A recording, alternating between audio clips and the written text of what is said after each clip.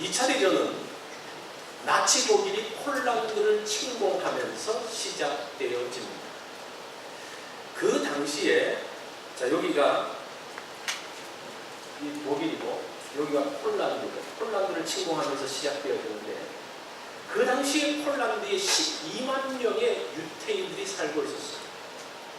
그래서 이 독일의 히틀러가 들어오는 것을 보면서 불안을 느끼면서 이 사람들이 어디로 피신을 하는 거니 리투아니아라는 곳으로 피신을 하게 됩니다.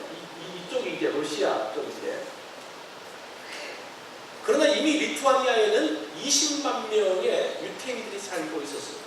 이 전쟁이 나니까 이제 큰 혼란 가운데 들어갔죠. 그러면서 다시 소련이 리투아니아를 점령하면서 모든 공간들을 쫓아내고 문을 닫기 시작을 합니다. 자, 그 가운데 있었던 많은 유대인들이 비자를 얻기 위해서 여기 이 나라의 영사관 저 나라의 영사관을 다니다가 아직도 문 닫지 않은 일본 영사관에 들어가게 됩니다. 일본 영사관에는 스기하라 지우네라는 그 영사가 그곳에 있었습니다. 이 유태인들이 몰려오는 것을 보면서 이분이 이제 그리스도인인데 오면서 이 사람들을 도와주지 않으면 다 죽을 것 같은 생각이 들어서 본국에 전보를 보냅니다. 지금 이 유대인들을 이 비자를 줘서 보내지 않으면 이 사람들이 죽을지도 모릅니다. 그런데 그 당시 일본은 삼국 동맹이라고 해가지고 독일, 이태리, 일본이 함께 전쟁을 일으키잖아요. 그러면서 일본이 그것을 허락하지 않습니다. 그런데 이 스기하라가 본국의 훈령을 어기고 자기가 그냥 비자를 쓰기 시작합니다. 그러니까 주변에서 사람들이 도와주지 않는 거예요. 그래서 자기 아내와 함께 하루에 수백 장의 그 비자를 손으로 직접 쓰기 시작합니다. 그렇게 해서 이제 만들어낸 비자가 2139장이었어요. 이제 이 한 장은 한 명만 가는 게 아니고 한 가족이 가는 거니까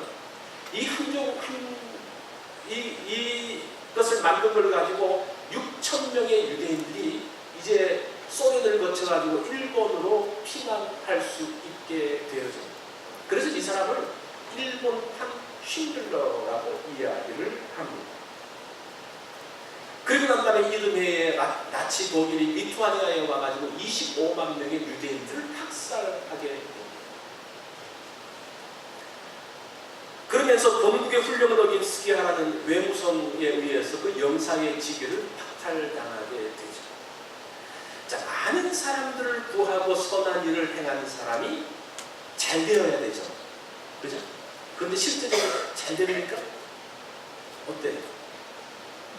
그럴 수도 있고 그렇지 않을 수도 있어요. 자, 그러면 선한 일을 하고 착한 일을 해봤자 아무것도 없기 때문에 그냥 내 마음대로 살아도 되느냐? 그거는 아니죠. 그것이 선한 일이라면 어떻습니까? 그 일들이 나한테 유익이 있든지 없든지 손해가 있든지 없든지 해야 되는 것이 선한 일이라는 것입니다. 그리고 난 다음에 이 스기하라 씨가 죽고 난 다음에 17년 후에 이제 일본 정부는 이 사람의 공적을 인정하게 됩니다. 자, 선한 일을 하고도 오히려 억울한 일을 당하는 많은 사람들을 봅니다. 이것이 세상의 모습이죠. 오늘 본문의 내용이 그거예요. 선한 가운데 있음에도 불구하고 선한 일을 했음에도 불구하고 악인들에 의해서 무참하게 죽는 그러한 현실. 오늘 시편 52편의 내용을 보면요, 위에 표제가 이렇게 되어 있습니다. 다윗의 나스일, 이 교훈시라는 뜻이죠. 그러면서 이 부제가 에돔인 도액이 사울에게 이르러 다윗이 아히멜렉의 집에 왔다고 그에게 말하는 때를 배경으로, 이것이 사무엘상 21장부터 22장의 배경으로 있었던 그러한 내용입니다. 이 도액은 에돔 사람이지만 사울의 목자장입니다. 이 목자장이라는 것은 무엇을 말하는 거 아니? 가축을 기르는, 이 가축을 관리하는 사람입니다. 그러니까 사울이 어떻게 보면 중요한 재산을 관리하는 사람입니다. 이 사람이 하루는 녹당에 가서 하나님의 전에 가서 예배를 하게 됩니다. 하나님 앞에 섰다라고 이야기를 합니다. 근데 그때 마침 다윗이 그곳으로 오게 되었어요. 다윗이 사울을 피해서 와서 이 아히멜렉 지상이 뭐라고 이야기하는데, 내가 배가 고프니까 먹을 걸 좀 주십시오. 그러고 난 다음에 혹시 무기가 없습니까? 그래서 골리앗의 칼을 다윗이 가지고 떠나게 됩니다. 그 장면을 도액이 목격하고 난 다음에 그것을 사울에게 말함으로 인해서 그 녹당의 제사장 85명이 몰살하게 되어진 사건입니다. 그 제사장 85명뿐만 아니라 거기에 딸렸던 그 모든 가족들과 여인들, 자녀들, 가축들이 다 몰살당하는 그러한 사건, 그것을 배경으로 해서 쓰여진 시가 오늘 시편 52편의 내용입니다. 벌써부터 이렇게 쓸쓸해지죠? 자, 이 시편을 한 3개의 단락으로, 52편을 3개의 단락으로 나눌 수가 있어요. 첫 번째는 1절부터 4절에서 포악한 자, 악인들의 모습이 어떠한가를 말하고 주고 있습니다. 두 번째는 5절에 보면 악인에 대한 하나님의 심판이 어떠한가. 마지막 세 번째 단락은 6절로 9절에서 악인의 의인의 모습과 의인은 어떠하고 그 결과가 어떠한지를 보여주는 것이 오늘 시편의 내용입니다. 오늘 보면은 세상을 지배하고 있는 포악자들이 어떤 모습을 하고 있는지, 그렇지만 그들의 마지막은 어떠한지, 또 악인들에 의해서 고통당하는 의인들은 어떻게 되어지는지, 그러한 모습들을 이 시편 52편을 통해서 알 수가 있습니다. 우리가 이 말씀을 보면요, 우리가 선을 행하면서 어려움을 당해도 당황하지 않게 돼요. 왜냐하면 그 포악한 자의 마지막이 어떻게 되어지고 의인의 결론이 어떻게 되는지 알기 때문입니다. 자, 먼저 우리가 이 말씀을 보면서 포악한 자의 모습이 나옵니다. 포악한 자. 1절에 보면 포악한 자여 내가 어찌하여 악한 계획을 스스로 자랑하는가. 이 포악한 자라는 단어, 히브리어 단어를 보니까요, 깃보르라는 단어를 써요. 이 깃보르가 무슨 뜻인가 하니 강한 자, 부자, 영웅, 뭐 그런 뜻이에요.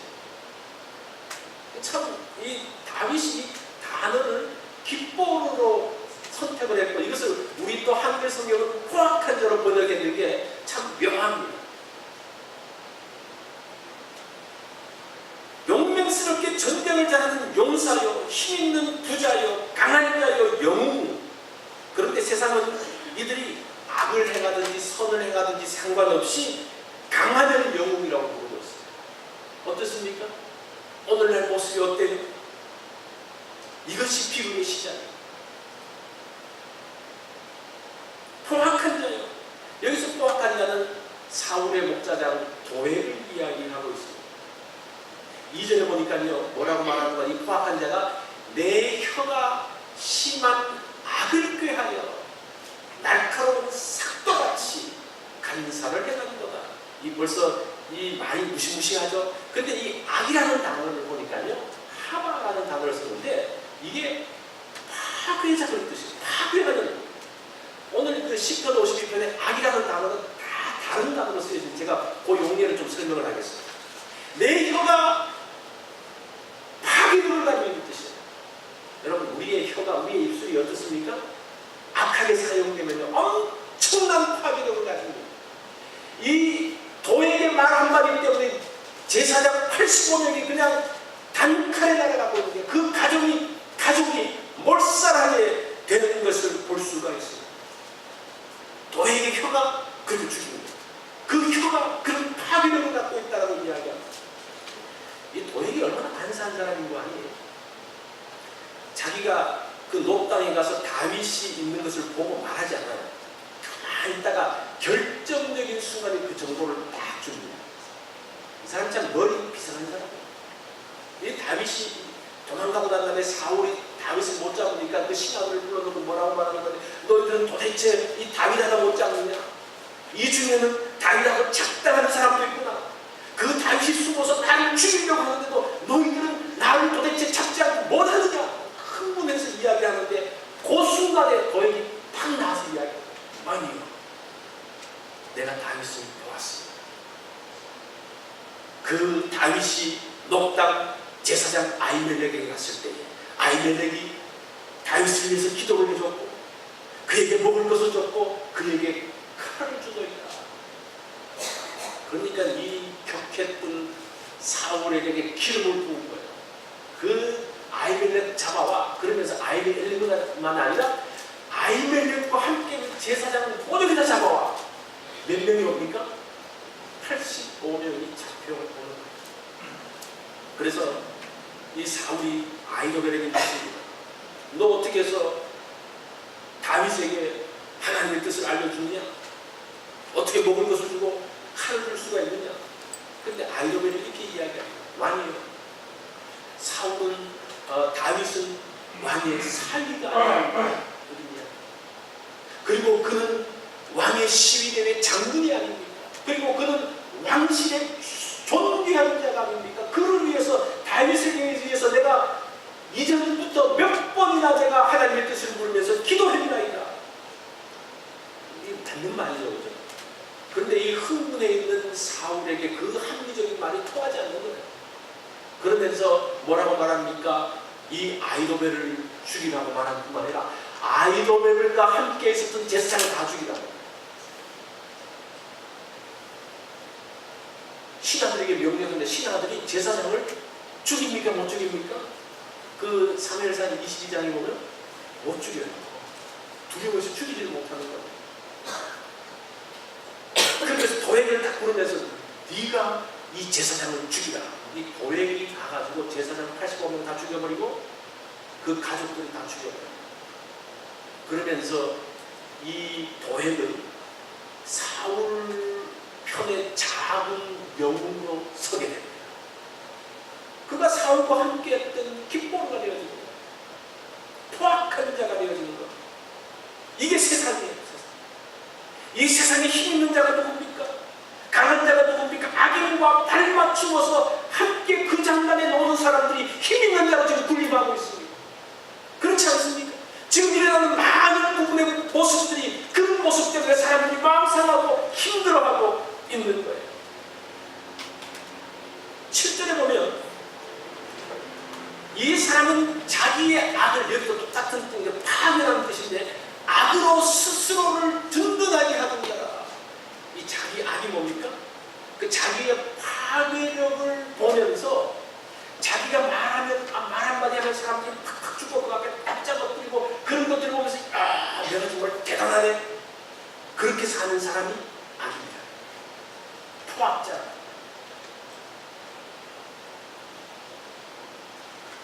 오늘 힘 있는 사람은 살리는 자가 아니고 죽이는 자예요. 누구를 무서워합니까? 살리는 사람을 무서워합니까? 죽이는 사람을 무서워합니까? 누구를 무서워해요? 죽이는 사람을 무서워해요. 지금 그들이 포악자로 작은 영웅으로 군림하고 있음으로 인해서 이 땅에 비극이 만들어지고 있는 것을 볼 수가 있어요. 3절에 보니까요, 내가 선보다 악을 사랑하며, 여기서 악은 다른 단어를 씁니다. 이 악은 재앙이라는 뜻이에요. 내가 선보다 재앙을 사랑하며 의를 바람보다 거짓을 사랑하는 거다. 이 포악자의 악이 재앙이 되어지는 거다. 이 도액의 말 한마디로 인해서 그 녹당의 그 85명의 그 가정의 재앙이 가게 되어지는 거다. 이런 기가 막힌 상황이에요. 4절에 보니까 간사하여요. 너는 남을 해친다는 단어는 삼킨다는 말이에요. 삼키는 모든 말을 좋아한다. 이 사람의 말 한마디에 모든 것들을 다 삼켜냅니다. 그죠? 그 악한 말, 거짓말로 인해서 그 모든 것들을 다 삼키고 다 먹고 자기 혼자 배불리고 있는 그러한 모습들을 말하고 있습니다. 이 포악자들에 의해서 얼마나 많은 사람들이 죽어가고 있습니다. 그러면서 야고보서 3장 6절에 보면 뭐라고 말씀하는 거 아니? 혀는 곧 불이요, 불의의 세계다. 혀는 우리 지체 중에서 온몸을 더럽히고 삶의 수레바퀴를 불사르나니 그 사는 것이 지옥불에서 나느니라. 이 악한 자의 혀를 통해서 지옥을 경험합니다. 히틀러는 독일 영웅이었어요. 독일 영웅. 1차 대전 이후에 독일이 패하고 난 다음에 그 저주 보상금이 너무너무 많아가지고 독일이 그냥 그 시기에 한 사람이 나타나서 이야기합니다. 독일은 가장 우수한 민족이다. 그 한마디에 사람들이 그냥 흥분하기 시작합니다. 우수한 민족인데 그 우수성을 보여주기 위해서 뭐 하는 겁니까? 전쟁을 하는 거예요. 그것이 2차 대전입니다. 많은 사람들이 그 히틀러의 말 한마디, 그 포악자, 기뻐하는 좀 영웅의 말 한마디에 놀아나면서 유태인 600만이 죽어갑니다. 그리고 이 유럽과 전 세계의 전쟁으로 인해서 이 2차 대전을 통해서 수천만 명의 사람들이 죽어갑니다. 누구의 말 한마디 때문에? 그 포악자의 말 한마디가 정말 온 세계를 뒤덮는 쓰나미같이 다 덮어버립니다. 그러한 파괴력, 그러한 재앙, 이것이 지금 시편 52편을 통해서 말하고 있는 그러한 내용입니다. 7절에 우리가 보았던 것처럼 자기의 악한 말로 스스로 든든하게 하는 파괴력을 자기 힘으로 생각해요. 사람들이 내가 파괴력을 가지고 그 파괴력 앞에 사람들이 그냥 엎드리고 두려워하는 것을 보면서 든든하게 내가 이런 사람이구나, 내가 이 정도 힘이 있구나 라는 모습들, 엄청난 재앙들이 만들어지는 그것이 히틀러의 이야기고 도액의 이야기입니다. 그런 자를 향해서 다윗이 1절을 말씀하는데 오늘 1절이 뭡니까? 포악한 자여 내가 어찌하여 악한 계획을 스스로 자랑하는가? 하나님의 인자하심은 항상 있도다. 지금 그 포악자들이 이야기하고 파괴하고 재앙을 불러오고 있는데 하나님의 인자하심이 그 가운데 있다는 거예요. 하나님의 인자하심. 이 세상 가운데 재앙을 만들어가고 있는 히틀러가 있는가 하면 그 가운데서 그 하나님의 그 살리는 힘과 하나님의 인자하심을 행하는 스기하나 같은 사람이 있다라는 말을 하고 있습니다. 우리가 과연 누구의 장단에 춤을 출 것인가? 자, 그러면서 이 두 번째 단락에 보면 포악자의 마지막 모습이 나옵니다. 포악자의 마지막 모습이 5절에 보니까 그런데 하나님이 영원히 너를 멸하시며 너를 붙잡아 내 장막에 뽑아내며 살아있는 땅에서 내 뿌리를 빼시리로다. 오늘 이 5절에 동사가 4개가 나와요. 너를 멸하시며 너를 붙잡아 내 장막에서 뽑아내며 내 뿌리를 빼시리로다. 이걸 보면요, 멸한다는 말은 성벽을 무너뜨린다는 말이에요. 그 포악한 자들이 단단한 성벽을 쌓고 있습니다. 그들의 부로 단단한 성벽을 만들었습니다. 그들의 강한 힘으로 단단한 성벽을 만들었습니다. 하나님께서 그 성벽을 깨신다는 거예요. 그게 멸한다는 말. 그리고 그 포악한 자들을 붙잡는다. 붙잡으시고 세 번째 보면요, 내 장막에서 뽑아낸다라고 해요. 이 장막은 가정을 이야기합니다. 편히 싣고 그가 편히 쉴 좋은 집을 만들었지만, 좋은 침대를 만들었지만 거기서 쉬지 못하고 하나님께서 그 자리에서 뽑아내신다고 이야기합니다. 마지막으로 살아있는 자의 땅에서, 이 말은 산자의 땅에서, 산자의 땅에서 내 뿌리를 뽑을 것이다. 이 나무가 뿌리가 뽑혀있는데 거기서 뽑아내면 어떻습니까? 끝나죠. 그런데 사람들이 이 오해하는 게 뿌리를 뽑았어요. 근데 그 나무가 완전히 죽습니까? 안 죽습니까? 얼마 동안 푸른 빛을 갖고 있어요. 그죠? 얼마 동안 그렇게 있어요.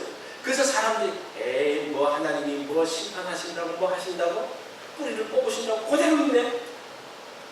그대로 있는데 이것이 시간이 지나면 뿌리 뽑힌 나무는 어떻게 됩니까? 시간이 지나면 말라지고 비틀어지고 끝나게 됩니다. 하나님의 심판은요, 언제 시작되어지는 겁니까? 뿌리가 뽑히는 순간 되어지는 거예요. 근데 사람들은 이것이 시든 것까지 보려고 그러니까 그 시간 차이가 있어요. 왜 그렇게 하십니까? 이들은 심판의 자식들이기 때문에. 7절에 보니까 이 사람은 하나님을 자기 힘으로 삼지 아니하고,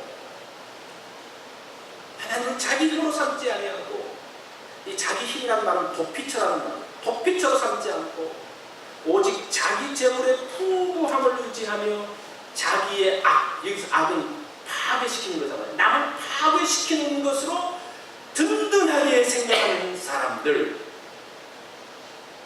그 사람들을 하나님께서 이렇게 멸하십니다. 오늘은 사실은 전쟁터라고 이야기해요. 모든 게 전쟁터라고 이야기해요. 입시 전쟁, 취업 전쟁, 기업들도 뭐 어떻게 합니까? 기업들 경제 전쟁. 이 전쟁이 나면요, 둘 중에 하나는 죽어야지 끝나는 게 전쟁이에요. 그러니까 끊임없이 이 전쟁이 벌어지면 사실은 도덕이고 뭐 그 정정당당하기가 아무것도 없어요. 무조건 뭐만 향해서 나가는 겁니까? 승리만 향해서 나가는 겁니다. 이 스포츠에서 정정당당히 하자면 어떻게 하자면 그렇게 말하지, 전쟁 나면 별별 수단과 방법을 다 동원해서 온갖 더러운 것을 다 동원하더라도 무조건 이기는 게 중요해요. 이게 전쟁, 이게 전쟁이에요. 이게 포악한 자들이 살 수밖에 없는 그런 터전을 만드는, 생태계를 만드는 거예요.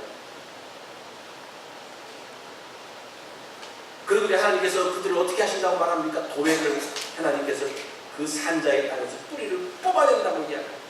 물론 이후에 도액에 대한 이야기는 나오지 않지만 아마 그 도액을 하나님께서 그 뿌리를 뽑았을 것입니다. 우리가 살면서 라이벌이잖아, 라이벌. 나하고 이렇게 같이 적이라고 말하기도 하고 라이벌. 그 사람들, 나의 반대편에 서 있는 사람에게 우리가 어떤 자세를 취해야 될 것인가. 사실은 라이벌은요, 우리를 해하는 사람이 아니고 우리를 계속적으로 그 일에 탈병할 수 있도록 만드는 사람이 라이벌이에요. 라이벌이 없으면 이게 제대로 잘 못합니다. 이 라이벌도 공부 잘하는 애들도 서로가 열심히 공부하고 이렇게 하면요, 서로가 해서 열심히 하게 되거든요. 달리는 사람도 나하고 비슷하게 와야지 달리게 되거든요. 그 라이벌이 나로 하여금 격려하고 세워주고 일으키는데, 그런데 문제는 이 사람 때문에 내가 괴롭긴 괴로워요. 힘들어요. 늘 신경이 쓰여요. 그렇지만 그 사람은 나의 원수가 아니라, 내 반대편에 있는 사람은 내 원수가 아니라 나와 함께 세워주는 사람이다. 이 사울이 다윗을 라이벌로 생각했다? 사실 다윗은 라이벌도 아닌데 그냥 그렇게 생각한 거예요. 그렇게 생각했더라도 그 라이벌이 어떤 존재인지를 바로 알았다면요, 사울이 그런 실수를 범하지 않게 돼요. 여러분, 여러분의 반대편에 있는 사람들, 라이벌들은 절대 악한 사람으로 봐서는 안 됩니다. 하나님께서 우리를 위해서 계속적으로 넘어지지 않고 한눈 팔지 않고 달릴 수 있도록 도와주기 위해서 세우신 사람으로 생각합니다. 그러면 같이 나갈 수가 있습니다. 근데 포악자는 그것을 용납하지 않아요. 자, 세 번째 단락을 보면 그 마지막 단락에 의인의 모습이 나옵니다. 8절에 보면, 그러나 나는 하나님의 집에 있는 푸른 감람나무 같으며 하나님의 인자하심을 영원히 의지하리로다. 악인은 강한 자로 세상을 살고 있습니다. 근데 이 의인은 보면 악인의 밥인 것 같아요. 제가 말을 바르시니까 의인은 악인의 밥인 것 같아요. 맥도 추지 못하고 아이도벤이 그 앞에서 맥없이 죽어가고 있습니다. 근데 아이도벤은 뭐 그래도 다윗하고 열교가 돼서 죽지만 이 나머지 84명의 제사장은 뭡니까? 같이 그 한 동네에 있었다고 다 죽은 건 도대체 뭐예요? 이게 악인 앞에 선 사람들의 모습이라는 거예요. 그런데 하나님께서 그 의인들을 향해서 말씀하시는데, 이들은 하나님의 집에 있는 푸른 감람나무 같다. 사실은 그 나무 중에서 가장 귀하고 존귀한 나무가 있다면 감람나무. 그 감람나무 그 열매 자체가 기름을 짜기 때문에 같이 있을 뿐 아니라 그 기름을 가지고 뭐 하는 겁니까? 제사장, 선지자, 왕에게 기름을 붓는 그 일들을 이 감람나무를 통해서, 그런 의미에서 존귀한 나무. 그리고 이 나무가 굉장히 오래 산다더라고요. 평균 수명이 300년에서 500년. 그리고 제가 한번 쳐봤어요. 세계에서 가장 오래된 감람나무, 올리브나무를 치니까 5,000년 된 나무가 크레타라는, 카비아라는 곳에 있죠. 5,000년 된 나무. 이 9절에 보니까 뭐라고 말합니까? 그 푸른 감람나무 주께서 이를 행하셨으므로, 이 말은 주께서 갚아주셨으므로 그런 것입니다. 그래서 내가 영원히 주께 감사하고, 이 감사한다는 단어가 야다, 안다, 인정한다는 뜻입니다. 내가 영원히 주를 감사하고 인정하면서 주의 이름이 선함으로 주의 성도 앞에서 내가 주의 이름을 사모하리이다. 주의 이름이 선함으로, 이 선하다는 단어가 창세기에 보면 하나님께서 천지를 창조하시고 난 다음에 보기에 좋았더라라는 단어가 오다. 하나님이 하시는 일들을 보면서 정말 보기에 좋음으로 인해서 주의 이름을 사모하고 의지하는 그러한 복된 생애, 이것이 의인들의 모습이다. 자, 여러분들이 어떤 것을 선택하시겠습니까? 잠깐 힘있는 자로 사는, 뿌리가 뽑혀져서 그 정해진 얼마 기간 동안 힘있게 그냥 그릇듯하게 사는 그러한 사람입니까? 아니면 오랫동안 그 뿌리를 하나님의 집에 내리고 사는 푸른 감람나무 같은 것을 선택하시겠어요? 뭐 우리가 이걸 보면 결과는 뻔하죠. 그런데 실제 이 상황에서 딱 보면 정말 그 현실이 너무 강하게 다가오다 보니까 마음이 흔들리게 되죠. 자, 오늘 시편 52편에 보면 대조가 나옵니다. 그래서 제목이 뭐예요? 영웅과 의인. 이 대조예요. 기뻐. 영웅 기뻐를 포악한 자를 이야기합니다. 그런데 이 포악한 자가 어떻게 대조를 이루는가? 1절에 보면 포악한 자요 그렇게 말하는데 7절에 보면 이 사람은 어떻게 보는데, 이 사람은 이 포악한 자를 말하잖아요. 1절에서는 포악한 자, 기뻐, 강한 자, 영웅이라고 이야기하는 7절에 가서는 뭐라고 말하는 거예요? 이 게베르는 아주 평범한 사람이야. 너희들은 그렇게 이 포악한 자를 기뻐로처럼, 영웅처럼, 강한 자처럼, 부자처럼 생각했느냐? 하나님은 그 사람을 누구로 말한다고 합니까?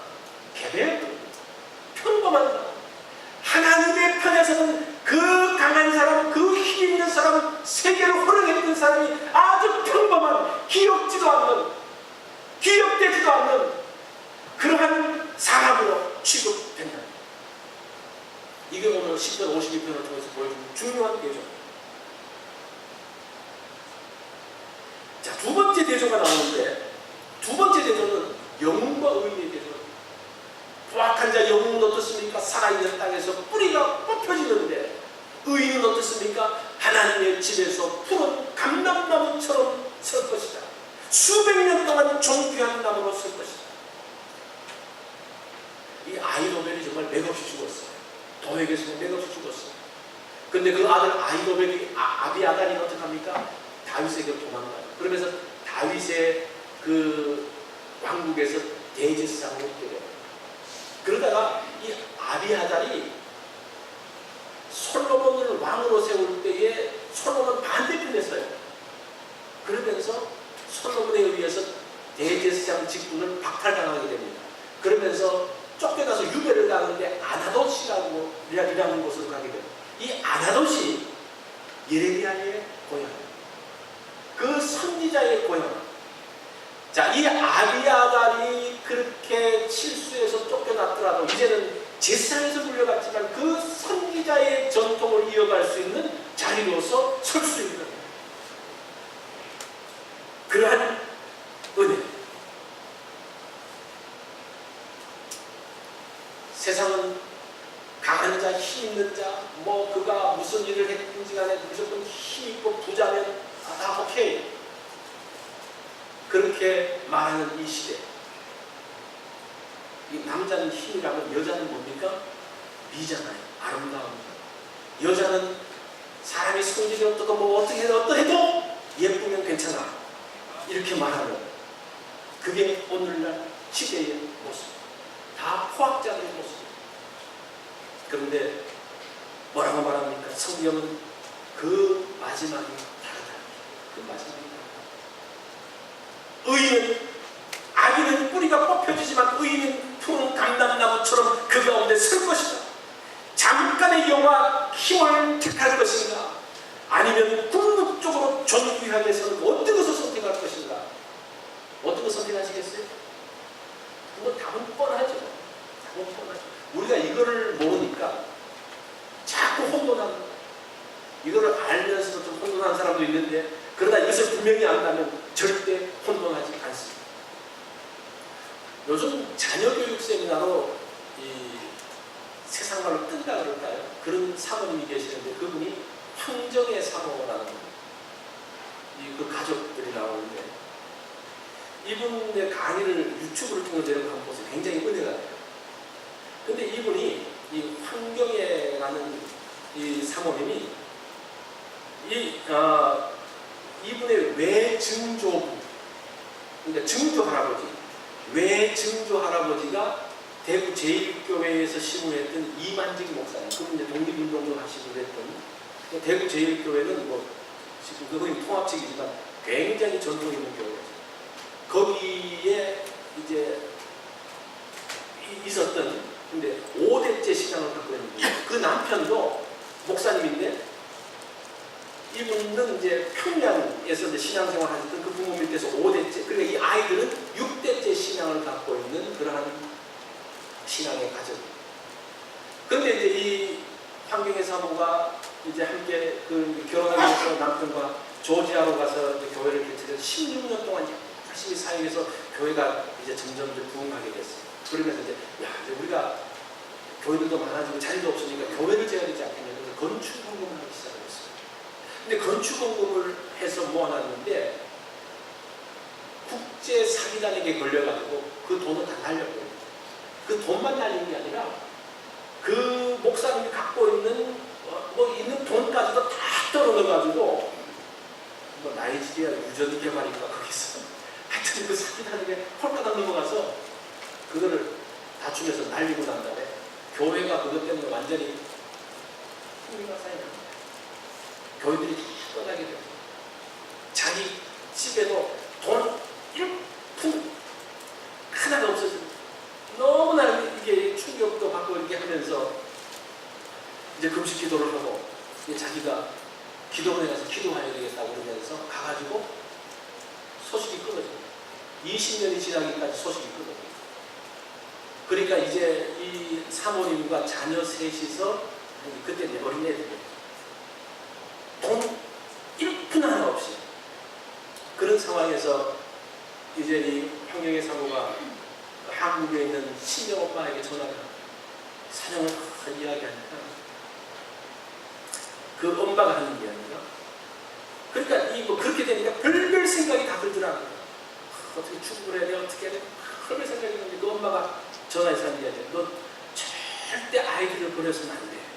그러니까 절대 아이들을 버려서는 안 돼. 하나님께서 너와 함께 하실 거야. 근데 그 말씀 붙들고 그 엄마 이야기를 붙들고 견뎌나가요. 그러면서 이분이 열심히 일하고 애들도 크면서 아르바이트해서 일하고 그렇게 하면서 열심히 살면서 그러면서 이제 신앙적으로 이 사람들은 하나님께 목숨 건 사람입니다. 하나님 외에는 소망이 없으니까 하나님 앞에 목숨 걸고 신앙생활을 합니다. 철저하게 주를 성수하면서 열심히 신앙을 모든 것을 하나님 주시고 그렇게 하면서 이제 이 아이들이 커서 이제 대학을 들어가는데 다 좋은 대학들 갔어요. 근데 첫 번째는 30만 불 장학금 받고, 두 번째는 60만 불, 막내는 100만 불 장학금. 그러니까 빌 게이츠 장학금을 받고 얘가 대학 들어가서 석사, 박사과정까지 공부할 수 있고 그렇게 됐다. 그러면서 이분이 자기는 30배, 60배, 100배의 결실을 보고, 그게 무슨 말인 말이에요? 이제 그렇게 하면서 하여튼 신앙 중심적으로 사니까 이제 이 아이들과 함께 아프리카에 선교를 갔는데, 거기서 갔는데 보니까 그 교회가 없고 건물이 없고 그냥 나무 밑에서 모여서 예배를 드리는 거예요. 근데 비가 오니까 예배를 못 드리는 거예요. 그러니까 야, 이런 교회가 어딨냐? 하나님을 예배하는데 비가 와서 못 드리는 게 어딨냐? 그러면서 그 마음에 늘 부담이 돼서 미국에 가가지고 이 가족들이 모아서 만불을 헌금을 합니다. 그 아프리카 교회의 건축을 위해서. 그러면서 그 만불을 쓰면서 거기에 애들 이름 3명을 다 적어요. 그러니까 자기는 만불을 하나님 앞에 드렸더니만 30만, 60만, 100만 불, 그래서 30배, 60배, 100배 뭐 이렇게 이야기합니다. 제가 지금 이렇게 헌금했으니까 이렇게 많이 받았다는 것은 아니에요. 지금 이 사람이 그 돈 받았다는 것을 이야기하는 거, 이 사람은 완전히 죽은 가운데서, 그 가정이 완전히 파괴되어진 가운데서, 그 교회가 완전히 파괴되어진, 이게 포악자예요. 이 포악자는 얼마나 무서우니 교회를 파괴시키고 가정을 파괴시키는 거예요.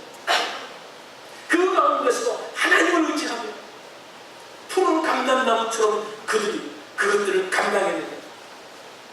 그래서 이제 이 아이들이 다 졸업을 하고, 큰애는 미 국무성에서 일을 하고, 둘째는 이제 터키의 대학에서 영어를 가르치고, 이 막내는 이제 그 계속 공부하고 있는, 그 장학금 받아서 계속 공부하고 있는 가운데 이제 그런 간증이에요. 그러면서 이 사모님도 전 세계를 다니면서 이제 이런 간증을 하는 거예요. 자녀 교육도 하고 간증을 하면서 이분이 한 달에 50번 집회를 한다고. 한 달에 50번 집회를 도대체 어떻게 하나? 그러니까 하루 종일, 이 일주일 내내 쉴 새가 없을 정도로 하는. 이 황사모님의 가정은 아이돌의 집처럼 완전히 숨통이 끊겨진 그런 집안이었는데, 그 가운데서 하나님을 놓지 않고 의지함으로 인해서 하나님의 집에 푸른 감람나무처럼 존귀하게 만들었다. 이것이 지금도 있는 일이에요. 지금도 파괴된 가운데서 하나님께서 살리심으로써 일어나고 있는 그 가정들이 오늘날 우리가 목격하게 되는 것을 볼 수가 있습니다. 제가 1절 말씀을 읽고 마치려고 합니다. 포악한 자여, 내가 어찌하여 악한 계획을 스스로 자랑하는가? 강한 힘을 가지고 파괴하려고 하는가? 너희는 의인들을 핍박하느냐? 하나님의 인자하심이 우리에게 항상 있도다. 여러분, 포악자를 보지 마시고 누구를 봐야 됩니까? 하나님의 인자하심을 보라. 완전히 깨어지고 완전히 끝장나고 숨통이 끊어지는 가운데서도 여전히 하나님의 인자하심은 그 가운데 있다는 거예요. 그것이 하나님의 인자하심이에요. 이것을 의지하십시오. 이것이 우리의 힘입니다. 우리의 능력입니다. 우리 다 같이 기도하겠습니다.